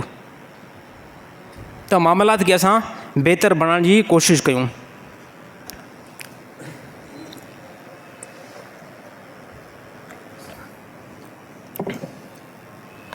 नबी सल्लल्लाहु अलैहि वसल्लम जॾहिं मदीने में आया हुआ, मदीने में नबी सल्लल्लाहु अलैहि वसल्लम आया, इन खां बाद में नबी सल्लल्लाहु अलैहि वसल्लम मदीने जे औरतुनि खे बि ॾिठो, मर्दनि खे बि ॾिठो, मदीने जी औरतुनि खे, मर्दनि खे। पोइ नबी सल्लल्लाहु अलैहि वसल्लम ॾिठो त हिते मदीने में जेके मर्द आहिनि न, मर्द यानी इहे इंतिहाई नरम मिज़ाज जेको औरतुनि जे मथां रखंदा आहिनि, ऐं मके वारा उहे सख़्तु मिज़ाज रखंदा आहिनि। पोइ नबी सल्लल्लाहु अलैहि वसल्लम फरमाया जेके मुंहिंजा मदीने वारा साहब आहिनि इहे इंतिहाई बहितर आहिनि। साहिबनि रीज़न पुछा कयो साईं। पोइ नबी सल्लल्लाहु अलैहि वसल्लम फरमाया इन्हनि जो जेको मामिलो आहे पंहिंजे घर वारनि सां इंतिहाई नरमी वारो मामिलो आहे। ऐं ॿुधो त हिन टाइम बि ओड़ो ई असरु आहे मदीने जे अंदरि। पूरी सऊदी अरब जे अंदरि हलिया वञो, तव्हांखे मके जे अंदरि यानी काफ़ी अरब मिलंदा जेके सख़्तु मिज़ाज जा आहिनि। मके जे अंदरि काफ़ी अरब सख़्तु मिज़ाज, मां सभिनी ॻाल्हि नथो कयां, पर काफ़ी सख़्तु मिज़ाज हूंदो। तव्हां कमु कंदो, कमु सख़्ती सां वठंदा, पैसा त ॾींदा, पर काफ़ी जेको खाई बि वञनि था, कमु तव्हां खां छिके करे वठंदा। ताइफ़ जे तरफ़ वञो त उते ॿुधो आहे त मके खां वधीक जेको आहे सख़्तु अरब आहिनि। छाजे करे ॾिसो असरु आहे। नबी सल्लल्लाहु अलैहि वसल्लम ताइफ़ जे तरफ़ जॾहिं तबलीग लाइ विया न त इहे सभु अरब वॾे सख़्तु मिज़ाज जा हुआ ऐं उहो हिन टाइम उन्हनि जो नसल हिन टाइम ताईं हलंदो अचे थो। ताइफ़ वारा हिन टाइम बि वॾे सख़्तु मिज़ाज वारा आहिनि, पर ॿुधो आहे मदीने वारा हिन टाइम बि अरब जेके आहिनि न उहे इंतिहाई नरम मिज़ाज जा आहिनि। हे असरु थींदो आहे नसल जो असरु थींदो आहे ऐं जंहिं इलाइक़े में रहो था उन इलाइक़े जो बि असरु थींदो आहे। जंहिं इलाइक़े में तव्हां रहो था उन इलाइक़े जी मिटी खे चेक कयो, उजे उतां जे माशरे खे चेक कयो। असां ॾिसो हिते सिंध में रहण वारा आहियूं, असांजी ज़मीन नरम आहे, असां अक्सर सिंधी जेको नरम मिज़ाज जा आहियूं। मां चवां थो सख़्तु मिज़ाज जा बि हूंदा, पर 20 में 19 में 20 एतिरा जेको सिंधी सख़्तु मिज़ाज हूंदा, बाक़ी अक्सर जेको असांजा सिंधी नरम मिज़ाज जा आहिनि। बलूचिस्तान ॾे ट्रेवल करे वञो, एॾे अक्सर जेकी आबादी आहे सरज़मीन उहा सख़्तु आहे, पथर आहे। हिते माण्हुनि जूं दिलियूं बि जेको आहे ईअं ई सेम जेको आहे पथर आहिनि। उते हथियार बि ईअं तव्हां चवंदो माण्हू खे मारणु एतिरो आसानु आहे जीअं को कुतो ॿिलो मारे छॾियो, ख़तरनाक हथियार इहो। असां हिकिड़ो साथी हितां वियो ताज़ियत ते वियो, हुते बलूचिस्तान में को साथी जेको इंतकाल करे वियो। उन ॻाल्हि ॿुधाई जीअं जो असां वियासीं ताज़ियत ते, वॾी सारी ख़ैरात बैरात हुई हुयो उते। जीअं जो असां ख़ैरात मंदरु वियासीं असां त बिल्कुलु बि हैरान थी वियासीं। ईअं चए असां बिल्कुलु हिलूं पिया, ॾिठोसीं बाबा सभिनी खे ख़तरनाक हथियार, इंतिहाई ख़तरनाक हथियार। चए असां यार महल सां जेको मानी खाई करे उथण जी कोशिशि कयूं, हिते जंग न छेड़जी वञे, को जंग जो माहौल त न आहे, जंग न छेड़जी वञे। बहरहाल उते मामला सख़्तु आहिनि, माण्हुनि जा तबियतूं सख़्तु आहिनि ऐं सबुरु जॾहिं असां खां निकिरी वेंदो मुस्लमाननि खां, पोइ क़त्ल गारत इंतिहाई आम थी वेंदी। दरगुज़र जॾहिं निकिरी वञे न, ॾिसो नबी सल्लल्लाहु अलैहि वसल्लम अचण खां पहिरियां अरबनि जे अंदरि दरगुज़र बिल्कुलु न हुयो। यानी मामले खे क्लियर, ठीकु आहे यार जेकर तूं मुंहिंजो मुजरिम आहे न मां माफ़ु थो कयां।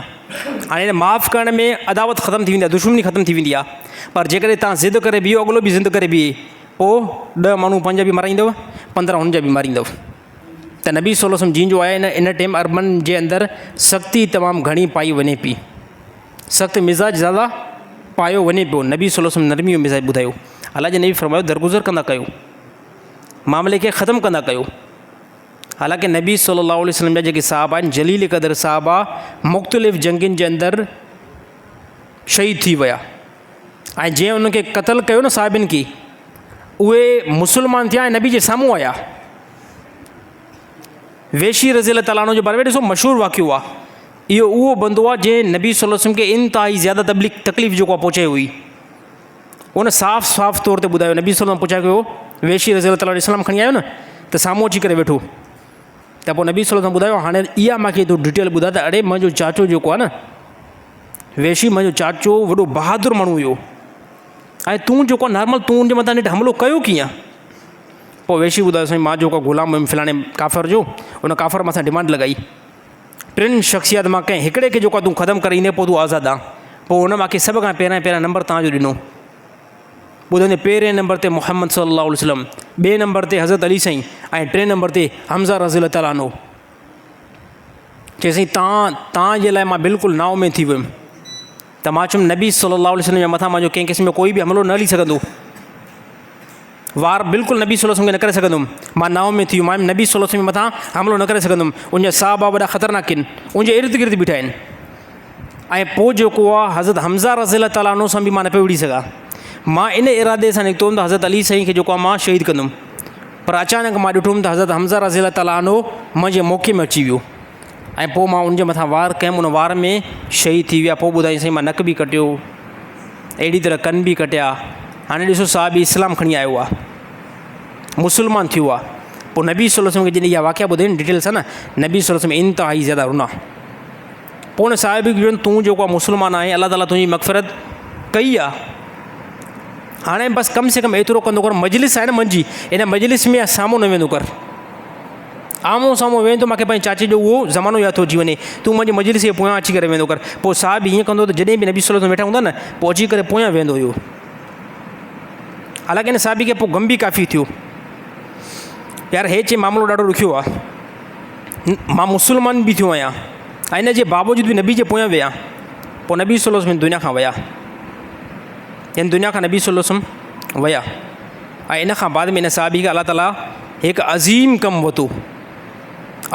वरितो हिकिड़े काफ़र ऐलान कयो मां नबी आहियां त पोइ उन साहबी वेशी रज़ी अलाह ताला अनो छा कयो उन जी मुंडी कटे करे उनखे उन मुंडी खे ईअं खणी पियो अचे पेरनि सां लताड़ींदो अचे पियो जीअं को फुटबॉल खे लताड़ींदो ईंदो आहे ऐं वेशी रज़ी अलाह ताला अनो फरमायो त मूंखे यकीन आहे इन फेल ते जेको मां रसूल राज़ी थियो हूंदो न ज़िंदगी में बि नबी सल्लल्लाहु अलैहि वसल्लम राज़ी न थिया हूंदा हे मां कमु अॼु अहिड़ो VIP जेको करे आयो आहियां तमामु भारतो इस्लाम जेको अमन वारो मज़हब आहे इस्लाम एतदाल सेखारियो आहे इस्लाम दहशत हे माण्हू आहिनि जेके बेवकूफ़ जा हिंदुस्तान में बेवकूफ़ जा जेके पुट आहिनि न जेके चवंदा साईं इस्लाम दहशत गर्द जो मज़हब आहे इस्लाम क़तल सेखारींदो आहे इस्लाम ॾिसो इस्लाम जो कमु इहो आहे माण्हू खे मारणु इस्लाम कंहिं क़िस्म में कोई बि क़तल न आहे सेखारींदो नबी सल्लल्लाहु अलैहि वसल्लम जंग पहिरियों इब्तिदा में कई न आहे नबी सल्लल्लाहु अलैहि वसल्लम पहिरियों मैसेज मोकिलियो मां अलाह जो नबी आहियां इताद कयो था उन्हनि जो इताद नथा कयूं पोइ नबी सल्लल्लाहु अलैहि वसल्लम फरमायो हाणे तव्हां सां असां कंदासीं क़िताल नबी जे मथां ज़रूरी आहे त नबी ताक़त हलाए अलाह ताला जे कानून खे दुनिया में लाहे हेठि ऐं जेकॾहिं काफ़र जेको आदत कंदे हुआ बाद में नबी सल्लल्लाहु अलैहि वसल्लम उनजे मथां रिएक्शन कयो आहे ऐं नबी सल्लल्लाहु अलैहि वसल्लम इहो बि हज़रत अली साईं ॿुधायो ए अली जेकॾहिं को काफ़र आहे हिकिड़े काफ़र खे जेको आहे तूं 100 काफ़र खे तूं क़तल कर पर जेकॾहिं हिकिड़ो मुस्लमान थो करे न इहो मुस्लमान इंतिहाई बहितर आहे पर जेकॾहिं क़तल थियनि बि था न उहो बि कमु को नॉर्मल न आहे पर 100 खे जेकॾहिं क़तल कयो न हिकिड़ो उन्हनि मां मुस्लमान थिए त इहो मुस्लमान थियणु इंतिहाई बहितर आहे त इस्लाम साईं अमुन सेखारियो आहे एतदाल सेखारियो आहे अलाह ताला खां दुआ आहे त अलाह ताला तमामु मुस्लमान खे अमल करण जी तौफ़ीक़ अता फ़रमाए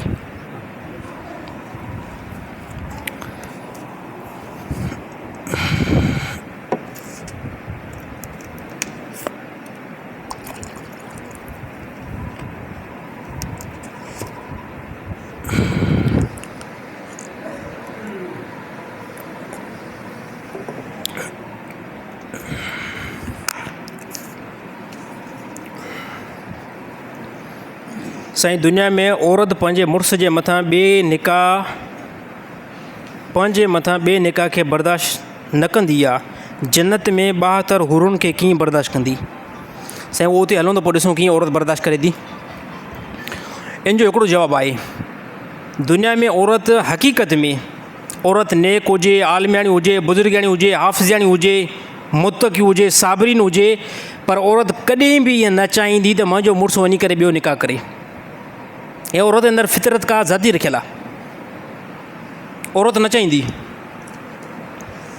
बिलफ़र्ज़ औरत खणी इजाज़त ॾेई बि छॾे पर औरत जी मंशा न हूंदी आहे चाहत न हूंदी आहे त मुंहिंजी मौजूदगी में ॿी का मुंहिंजो मुड़ुसु औरत वठी करे उन सां जेको निकाह करे बाक़ी इन जो इहो जवाबु आहे त जन्नत में 72 हक़ीक़त आहे हुकूमत 72 हुरूं जेको हिकु मर्द खे मिलंदियूं उते औरत बर्दाश्त करे वेंदी कहिड़े बेस ते त दुनिया में जेकी औरत मौजूदु आहे न इन जे दिलि जे अंदरि हसद मौजूदु आहे साड़ मौजूदु आहे किनान मौजूदु आहे खणी औरत आलमियाणी आहे बुज़ुर्गाणी आहे हाफ़िज़ाणी आहे पर हसद जेको आहे थींदो ऐं यादि रहणु खपे त अलाह ताला इहे सभु जेके हसद किनान तासुबात इहे जन्नत में अलाह ताला सभिनी औरतुनि खां कढी वठंदो अगरि जन्नत में बि इहो हसद हुजे त पोइ मां सम्झंदो हिक ॿिए जा वार पटींदियूं हिते त असांजो खोपड़ी जेको आहे फिरी वई आहे न बिल्कुलु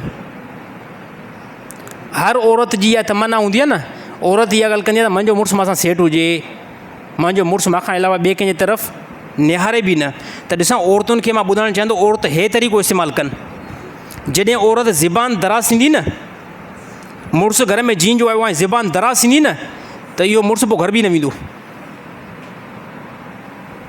त औरत खे खपे त औरत इंतिहाई नरम लहजो जेको मुड़ुसु ॾाढो पेश करे जॾहिं तेज़ी में ॻाल्हाईंदी न मुड़ुस खे बि न वणंदी पोइ हे अलाह ताला मिज़ाज जेको आहे ॾिसो अलाह ताला फ़ोक़ियत ॾिनी आहे मर्द खे अलाह ताला फ़ोक़ियत ॾिनी आहे अर्रिजालु क़व्वामून अला निसाई अलाह ताला छा फ़रमायो औरतुनि खे असां हाकिम बनायो आहे मर्दनि खे असां हाकिम बनायो आहे औरतुनि जे मथां त औरत जेको आहे मुड़ुस सां बराबरी करण जी कोशिशि बिल्कुलु न करे मुड़ुस खे अलाह ताला ताज़ीम ॾिनी आहे जॾहिं बि औरत ॻाल्हाए त नंढे आवाज़ में ॻाल्हाए नंढे आवाज़ में ॻाल्हाए बि त पोइ इनशाअल्लाह मुड़ुस जी मोहबत हिन जे तरफ़ माइल थींदी पर जेकॾहिं ज़बान दराज़ आहे सामान ॿुधाए थी न सामान ॾिसो हिकिड़ो वाक़ियो हुयो न हिकिड़ो वाक़ियो औरत जेकॾहिं मुड़ुस खे जेको बि सामान ज़रूरत में पियो आहे आराम लहजे में चवंदी न हे सामान खुॾी पियो आहे, हे सामान बि ख़तमु थी वियो आहे, इहो सामान जेको आहे मूंखे खपे, इन लहजे में चवंदी न त मुड़ुसु आणे ॾींदो, मुड़ुसु आणे ॾींदो। पर हीअं चवंदी यकी ताईं सामान आणे बि नथो, सर्फ ॿियो ॾींहं खां वठी करे नथो आणे, 5-6 ॾींहं थी विया आहिनि, इस्त्री बि ख़राबु लॻी पई आहे, फ्रिज बि ख़राबु लॻी पई आहे, इन में छा थींदो? मुड़ुसु चवंदो इहो सामान पूरो महीनो तोखे हाणे न आणे ॾींदुमि।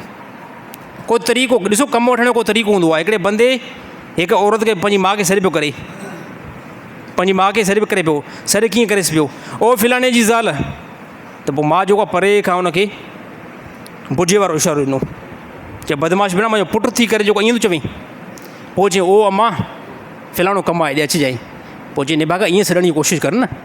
ॾिसो नालो त जुमिला त ॿई ठीकु पियो चवे न, जुमिला ॿई ठीकु हुयो, ओ फिलाणे जी ज़ाल, त हक़ीक़त आहे हिन जी पीउ जी ज़ाल त हुई न, पंहिंजे पीउ जो नालो खईं न, ओ फिलाणे जी ज़ाल, त इन में हुनखे ग़लति न ॻाल्हायो न पंहिंजी माउ खे, बिल्कुलु सही ॻाल्हाईं।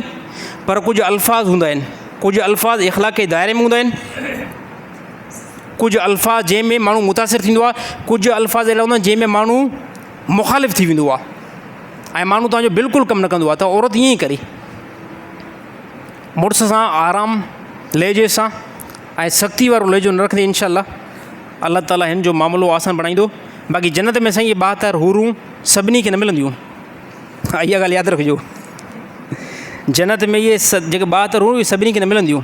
इन जे लाइ इन जे बारे में ख़ासि चयो आहे त इहे अल्लाह ताला ख़ासि तौर ते शहीदनि खे ॾींदो। अल्लाह ताला 72 जेके हूरूं आहिनि न उहे अल्लाह ताला ख़ासि जेको आहे ॾींदो शहीदनि खे, या अल्लाह ताला उनजी डिटेल जेकी आहे ॿी बयानु कई आहे। बहरहाल इहे 72 फ़ज़ीलत वारे माण्हू खे मिलंदी, सभिनी खे न मिलंदी,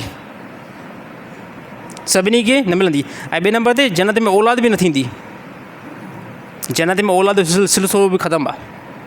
जन्नत में दाख़िल थियासीं न, औलाद अगरि उते बि औलाद थिए न, पोइ इहे असां जेके हिते मथो खाई विया आहिनि नंढा ॿार, इहे त पोइ उते बि सुकून करणु छॾींदा न।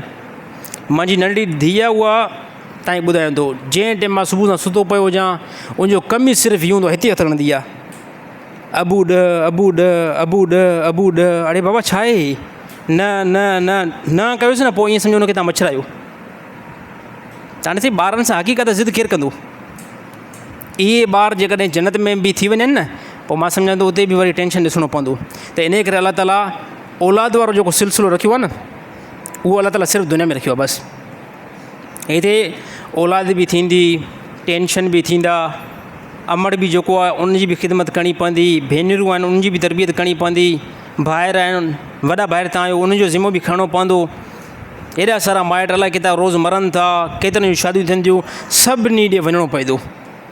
जन्नत में कंहिं क़िस्म जो कोई बि टेंशन न, सिर्फ़ु तव्हां, तव्हांजी घरवारी, हूरूं, अहिड़ी तरह फ़रिश्ता तव्हांजे इस्तक़बाल में बीठा आहिनि। कमाई जो टेंशन बि न आहे, वॾे में वॾो टेंशन हिते कमाई हूंदो आहे न। अॼु साईं कमु न आहे लॻो, अॼु चांहि जेको आहे कांगू वारो होटल ते न पीअंदासीं, पैसा ई जेको आहे 100 रुपया खीसे में न आहे, कंहिं क़िस्म जो कोई बि जेको हुते टेंशन न आहे साईं, कंहिं क़िस्म जो कोई बि कमाई न करणी पवंदी। कमाई हिते करे वठो, अल्लाह ताला जे कम खे खणी वठो, उते सिर्फ़ु जेको आहे मज़ा ई मज़ा आहिनि। इंशाअल्लाह जो साईं अल्लाह ताला सभिनी खे दाख़िल अता फ़रमाई।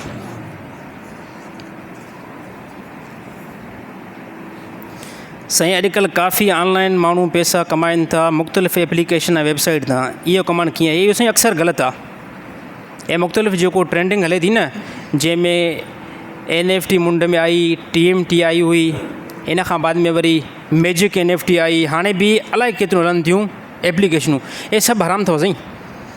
हे टोटली जेके आहिनि, इहे टोटली जुआ ते ऐं सूद ते जेको मबनी आहिनि, इन खां बचण जी कोशिशि कयो। असांजे शहदादकोट मर्कज़ आहे इन शयुनि में, मर्कज़ आहे, 5-5 हज़ार जेको नौजवान लॻाईंदा उन में एप्लीकेशन में। पोइ थिए ईअं थो, रखे रखे हिननि खे झटको लॻे थो, ₹1,00,000 बि अची थो वञे, ₹1,00,000 बि अची थो वञे, रखे रखे अहिड़ी मार थी पई वञे त इहे 5,000 बि विया। हाणे कमु असांजा अक्सर नौजवान नथा कनि, असांजा नौजवान अक्सर कमु नथा कनि। इहे पैसा होॾां वठी करे कॾहिं 5,000 गॾु कयूं, कॾहिं 10,000 गॾु कयूं, कॾहिं 20,000, पोइ इन मुख़्तलिफ़ वेबसाइट में एप्लीकेशन में पैसा विझनि था। जेको पैसो कमाइणु हराम आहे ऐं इनखे जेको खाईंदा, इहो पैसो बिलफ़र्ज़ अगरि कमायो बि तव्हां सही न, 5,000 जी जॻह ते ₹1,00,000 बि आयो त पैसो इहो हराम आयो साईं। मां ते यकीन आहे त वञी करे कराची वारे मुफ़्तियुनि खां जेको तहक़ीक़ात करायो, उन ॿुधायो त जेकी बि एप्लीकेशनूं वेबसाइट हलनि थियूं न, इन में अक्सर जेको पैसो अचे थो उहो पैसो नाजाइज़ हराम आहे। हा, अहिड़ी तरह इन 100 मां का 1-2 एप्लीकेशन हुजे जंहिंजो जेको तरीक़ेकार दुरुस्त हुजे, बाक़ी अक्सर जेको इहे ग़लति आहिनि। इन खां बचण जी कोशिशि कयो, पंहिंजी महिनत कयो, रेडी हणी करे बटालू जेको खपाइण जी कोशिशि कयो। इहे असांजे नौजवाननि खे एब सम्झंदा आहिनि, रेडी ते बटालू खपाइण एब, अलाह जो क़ुस्म इहो एब नाहे। मुलाज़िमत करणु जेको आहे एब नाहे। ॿिए कंहिं बंदे खां पिनण खां, कंहिं खां 100 रुपयो पिनण खां 100 दफ़ा बहितर आहे पंहिंजी रेडी जेको हलायो। कंहिं खां 1000 रुपयो सुवाल करण खां 1,00,000 दफ़ा बहितर आहे मोची थियो चंपल जेको टाकियो, चंपल टाकियो, मज़दूरी कयो वञी करे 1000 थी। ऐं पंहिंजे औलाद खे बि इहो सम्झायो त ज़िंदगी में बि जेको आहे न, कंहिं खां सुवाल करण जी कोशिशि न कयो। साइड में खीसो जेको ख़ाली आहे। घणा माण्हू मुंहं जी कंडीशन अहिड़ी बणाईंदा आहिनि त हे जेको अॻिलो जेको साथी मूंखे 500 रुपया खीसे में विझी छॾे, साईं कमु सफ़ा न आहिनि, हफ़्तो थी वियो आहे, ॾाढो मजबूर आहियां। अलाह जो क़ुस्म मां चवंदो हे किने में किनी जेको आदत आहे, बुरे में बुरी आदत आहे। इहो अॼु जेको पिने थो न, इहो सुभाणे बि इहा कंडीशन करे ॾेखारींदो, ॿिए ॾाढे बि इहा कंडीशन कंदो दोस्तनि जा ॾो। साईं हालात ख़राबु आहिनि, कमु जेको आहे लॻे ई नथो। घणा माण्हुनि त इहो तरीक़ो बणाए छॾियो अथऊं, तरीक़ो साईं कमु हालांकि कमु लॻंदो आहे, पर हाणे हिकिड़ो साईं पिनण ते हिरी वियो न, त हाणे इहो कमु कान कंदो। हिकिड़ा माण्हू इहे बेलचो खणी करे घुमंदा आहिनि न शहर में, बेलचो, हे 9 बेलचो हुननि जो हूंदो आहे। चए साईं मज़दूर माण्हू हुयूं, कमु लॻे ई नथो। कंहिं असांजो दोस्त चयो त चए हल त तोखे कम ते बीहारियां थो, हल तो कम ते बीहारियां थो। चए न साईं बहरहाल तावन कयो, मां कम ते वञी करे पाण जेको आहे बीहंदुमि, तव्हां तावन कयो। हे फिराड़ी माण्हू अथव अक्सर। माण्हुनि में पिनण जी एॾी त ख़राबु हिकिड़ी आदत पई आहे जो हाणे याने फीमेल मायूं वठी करे बि पिननि था रस्तनि ते। मां अखियुनि सां ॾिठो आहे 11 बजे रस्तनि ते बीठा आहिनि, आॾो जेको आहे बीठा आहिनि, मोटरसाइकिल लाइ पेट्रोल पाण ख़तमु कयूं लाइ कढी छॾियूं। साईं सफ़र असां हेॾा परे खां आयासीं, सखर खां आयासीं, हाणे राति जो 11 बजे वला मां ॾिठो आहे पाण अखियुनि सां, मोटी आयासीं कॾहिं शहर खां, 11 बजे ॾिठुमि दवा हिकिड़ी औरत बि आहे, मर्द बि आहे, हिकिड़ो ॿार बि अथनि। साईं पेट्रोल असांजो ख़तमु थी वियो आहे। अड़े ज़ालिम, कंहिंखे बेवकूफ़ तव्हां बनायो था, कंहिंखे बेवकूफ़ था बनायो। हे ज़मानो डिजिटल ज़मानो आहे। तो वटि स्मार्ट मोबाइल हूंदी, तुंहिंजो पैकेज अगरि न आहे त मूंखां मोबाइल वठि, साईं मां कॉल होॾे लॻायां, कॉल लॻाए करे वञी अॿे खां ईज़ी में पैसा घुरा, जेज़ अकाउंट में पैसा घुरा। तो वटि पैसा जे न हुया त पोइ तूं निकितो छो हुई, चई साईं पैसा किरी पिया। यार काफ़ी तरीक़ा आहिनि, कॉल करे पैसा घुराए वठो। इन्हनि खे पैसा मां तव्हां सभिनी खे रसीद कंदो, अहिड़े माण्हू खे रुपयो न ॾींदा कयो, टको बि न ॾींदा कयो। इन्हनि खे पिनण ते तव्हां था हिरायो, इन्हनि खे पिनण ते केरु थो हिराए? तव्हां 100 रुपयो ॾेई करे, 200 ॾेई करे न, तव्हां इन्हनि खे पिनण ते हिरायो था। इन खे पिनण ते हिरायो न, चयो साईं असां वटि पैसा आहिनि ई न, वञी करे पंहिंजो गुज़र सफ़र जेको अॻिते कर। नबी सल्लल्लाहु अलैहि वसल्लम जी तरफ़ हिकिड़ो साहिबी आयो न, मां ॿुधायो हुन साहिबी इहा ॻाल्हि कई त साईं मां ग़रीब आहियां, मां वटि पैसो न आहे। ॾिसो नबी सल्लल्लाहु अलैहि वसल्लम केतिरा हकीम आहिनि, अलाह जे नबी केतिरो बहितर सुहिणो तरीक़ो बयानु करे ॿुधायो। अलाह जे नबी फरमायो तो वटि कमु न आहे? हुन साहिबी जो साईं कमु न आहे। भला पैसा अथई? चई साईं पैसा बि न आहिनि।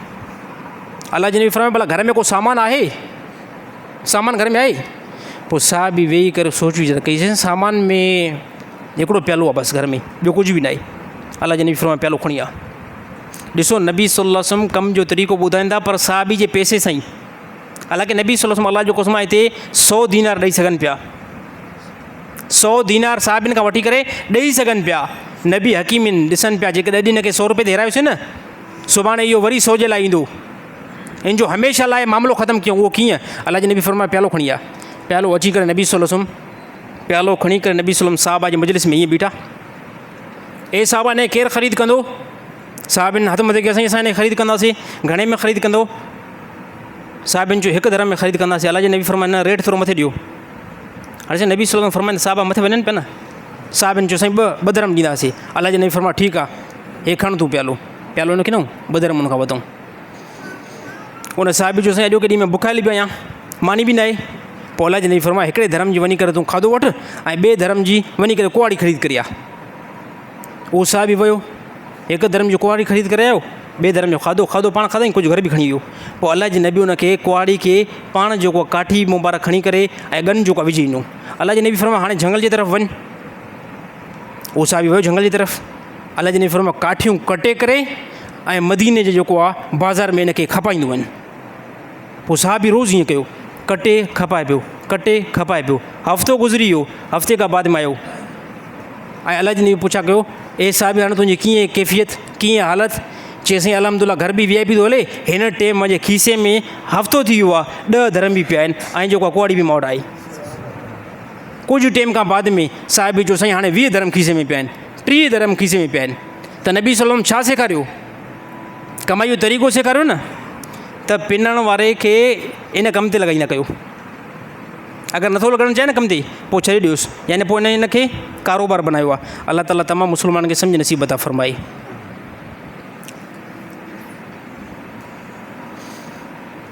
बग़ैर निकाह खां, दुनिया में बग़ैर निकाह खां औरत हराम आई, जन्नत में बग़ैर निकाह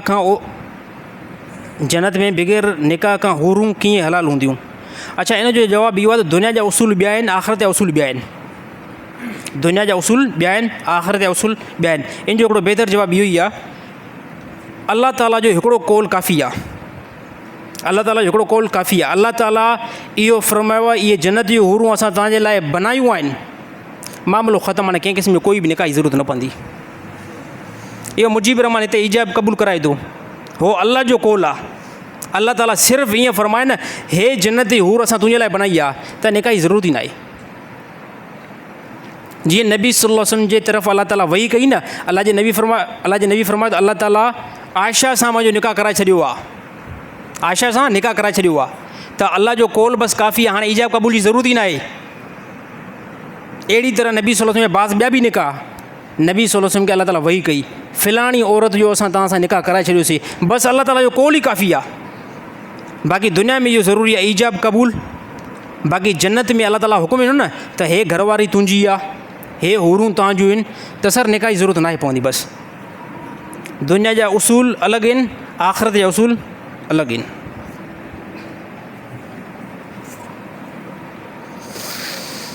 दुनिया में शराब हराम आहे ऐं उहो ई शराब जन्नत में कीअं हलाल आहे? इहा ॻाल्हि सम्झ में नथी अचे त साईं खोपड़ी जो थोरो ठीकु इस्तेमालु कयूं। दुनिया वारो शराब, इहो ई शराब जन्नत में न आहे। दुनिया में जेको शराब आहे न, इहो ई शराब जन्नत में न आहे। जन्नत जो शराब ॿिए क़िस्म जो आहे। दुनिया वारो शराब इंसान जी खोपड़ी फिराईंदो आहे। खोपड़ी फिराईंदो न फिराईंदो साईं? अल्लाह ताला तमामु जेको आहे मुस्लमान खे महफ़ूज़ रखे, पर फिराईंदो खोपड़ी खे। असुली कंडीशन में इंसानु न हूंदो आहे। ऐं आख़िरत वारो जेको शराब आहे न, उहो पाक शराब आहे। उहो इंसान जी खोपड़ी खे फिराईंदो न, बल्कि इंसान खे तस्कीन ॾींदो, इंसान जे अकुल खे अञा वधाईंदो, इंसान जे फ़हम खे अञा वधाईंदो। ऐं उहो जेको शराब आहे, उहो शराब पाक आहे, न के दुनिया वारो आहे, न के दुनिया वारो आहे। दुनिया वारे ऐं जन्नत वारे शराब में ज़मीन आसमान जो फ़र्क़ु आहे। उन शराब जी क्वालिटी नबी सल्लल्लाहु अलैहि वसल्लम बयानु कई। अल्लाह जे नबी फरमायो हिकिड़ो शराब अहिड़ो आहे जेको काफ़ूर आहे, ॿियो शराब ज़ंजबील आहे, ऐं टे नंबर ते जेको शराब आहे उहो शराब तहूर आहे। ऐं ॿुधायूं सभिनी खां बहितरीन में बहितरीन शराब जेको अल्लाह ताला जन्नत में तयारु करे रखियो आहे उन्हनि बंदनि जे लाइ जेके दुनिया में शराब खे हथु नथा लाइनि, अल्लाह ताला उन्हनि खे शराब तहूर पीआरींदो। इहे सभु कुझु अल्लाह ताला जन्नत में तयारु करे शयूं रखियूं आहिनि। शर्त आहे त हिते बचण जी कोशिशि कयूं। हिते बचंदासीं, अल्लाह ताला इहे सभु जेको आहे नेमतुनि सां तमामु मुस्लमान खे अल्लाह ताला आख़िरत में नवाज़ींदो।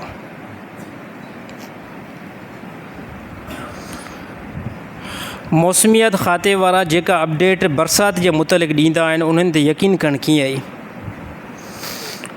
कंहिं जॻहियुनि ते यकीन करणु बिल्कुलु ठीकु आहे। मौसमियात खाते वारा ॿुधाईंदा शहदादकोट में सुभाणे 10 बजे बरसाति थींदी, त ठीकु आहे, यकीन करिणो पवंदो, कोई मसइलो न आहे। उहो दुनिया जे अंदरि सैटेलाइट जेकी आहे उन जे ज़रिए सां हवाउनि जो रुख, झुड़ जो रुख ऐं अहिड़ी तरह आसमान ते स्पेस में जेकी नमी आहे, इन टिनि शयुनि खे ॾिसी करे पोइ बरसाति जो हुकुम लॻाईंदा आहिनि। पर इहा ॻाल्हि क्लियर आहे, कॾहिं कॾहिं ॿुधाईंदा आहिनि शहदादकोट मस्तोई माला जे मथां 10 बजे 100% बरसाति जो इम्कानु आहे। पर उहा बरसाति 1% बि नाहे पवंदी।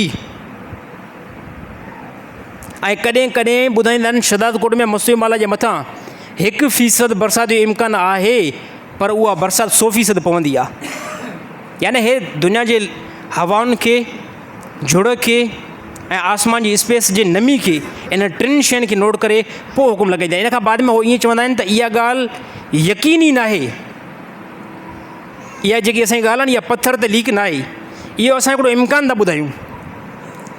असां हिकिड़ो इम्कानु ॿुधायूं त इहा बरसाति थी सघे थी। बाक़ी असांजो इहो तहक़ीक़ कोन आहे, छाजे करे असां हवाउनि खे ॾिसूं था। इहा हवा जेकी आहे न कंबर जे मथां बीठी आहे, ऐं इन जो रुख जेको काॾे थो वञे, सिधो शहदाद कोट जी तरफ़ थो वञे। हवाउनि जे रफ़्तार खे नोट कंदा आहिनि त इहा हवा ठीकु जेको आहे 5 मिंटनि में शहदाद कोट जे मथां हूंदी, त पोइ इहो हुकुम लॻाईंदा आहिनि साईं शहदाद कोट जे मथां बरसाति पई सघे थी। बाक़ी बरसाति जो इल्मु जेको आहे उहो हक़ीक़ी इल्मु जेको आहे अल्लाह वटि आहे, त इहा बरसाति किथे पवंदी किथे न पवंदी। बाक़ी मौसमियात खाते वारा इहे ग़रीब मजबूर आहिनि सैटेलाइट जा मुख़्तलिफ़ जेको आहे जदीद टेक्नोलॉजी जा, ऐं उन में उनजी ॻाल्हि जेकी आहे न मां विराए मोटायां, उनजी ॻाल्हि उहा पथर ते लीक नाहे हूंदी त इहा बरसाति पवंदी। इहे ॾिसो काफ़ी इनकम थींदा आहिनि, इम्कान काफ़ी थींदा आहिनि त बरसाति पवंदी, पर बरसाति नाहे पवंदी। असां हिकिड़े दफ़े ईअं कंहिं दोस्त सां वेठा हुआसीं, उनजो लैपटॉप खुलियल हो ठीकु ठाकु, मुख़्तलिफ़ असां जेको उन खां वीडियो सेट करायूं पिया, पोइ उन चयो त साईं बरसाति जेको आहे 10 मिंट में बरसाति पवंदी, ऐं महल सां जेको हाणे तव्हां निकिरी वञो त बहितर आहे। त मां चयुमि तुंहिंजी खोपड़ी त ख़राबु नाहे थी, ॿाहिरि सॼो आसमान ठीकु ठाकु लॻो पियो आहे, त न साईं चई ॾिसो 10 मिंट में बरसाति पवंदी। मैम ठीकु आहे, 10 मिंट वेठा आहियूं, ॾिठीसीं वाक़ई 15 मिंट खां बाद में ठीकु ठाकु बारिश पई। उन खां पुछऊं ॿुधा, पोइ हुन बाक़ाइदे इंटरनेट ते उन असांखे लाइव ॾेखारियो त साईं हे हवाउनि जो रुख आहे, इहो रुख असांजे शहदाद कोट जी तरफ़ अचे पियो, झुड़ जो रुख असांजे शहदाद कोट जी तरफ़ अचे पियो। नमी खे चेक कयो वेंदो आहे, नमी यानी हुनखे माठ खे चइबो आहे, इहा केतिरी फ़ीसद असांजे स्पेस में बीठी आहे। इन 3 शयुनि खे ॾिसी करे पोइ हुकुम लॻाईंदा आहिनि। पोइ कॾहिं कॾहिं उहो हुकुम ठीकु बि बीहंदो आहे, कॾहिं कॾहिं हुकुम इहो ठीकु नाहे बि बीहंदो। अल्लाह ताला अमल करण जी तौफ़ीक़ अता फ़रमाए।